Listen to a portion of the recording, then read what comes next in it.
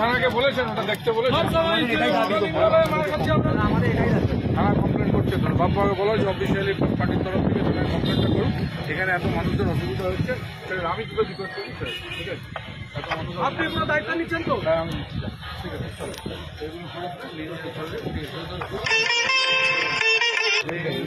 বন্ধ করতে হবে, ইত্যাদি করতে হবে, এগুলো কর।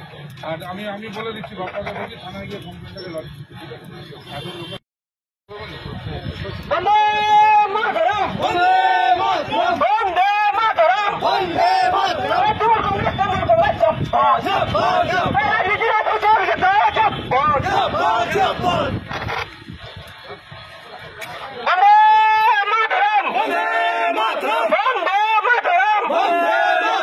ব্যাখ্যা কর, কারণটা ব্যাখ্যা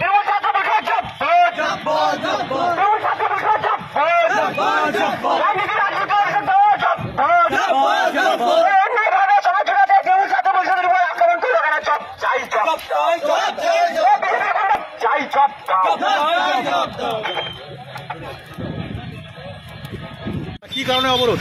আমাদের তমলুক লোকসভা কেন্দ্রে আমাদের প্রার্থী দেবাংশু ভট্টাচার্য, আমরা তৃণমূল ছাত্র পরিষদের পক্ষ থেকে সোনাচূড়া অঞ্চলে আমরা ক্যাম্পেনিংয়ে গেছিলাম, ডোর টু ডোর প্রচারে। যে উন্নয়ন হয়েছে, মমতা ব্যানার্জি যে উন্নয়ন করেছে সেই উন্নয়নগুলো তুলে ধরতে, তার মধ্যে বিপুল উন্নয়ন লক্ষ্মীর ভাণ্ডার, সেই উন্নয়ন তুলে ধরার আমরা গেছিলাম। আমাদের ছাত্রীকর্মী এবং ছাত্রবৃন্দরা সবাই গেছিল। সেখানে কিছু দুষ্কৃতী আসে, বিজেপির কিছু গুন্ডা বাহিনী আসে, লাঠি নিয়ে মারধর করা শুরু করে, মানে উত্তপ্ত হয়ে মদ্যপান করে তারা ছুটে আসে আমাদের দিকে এগিয়ে।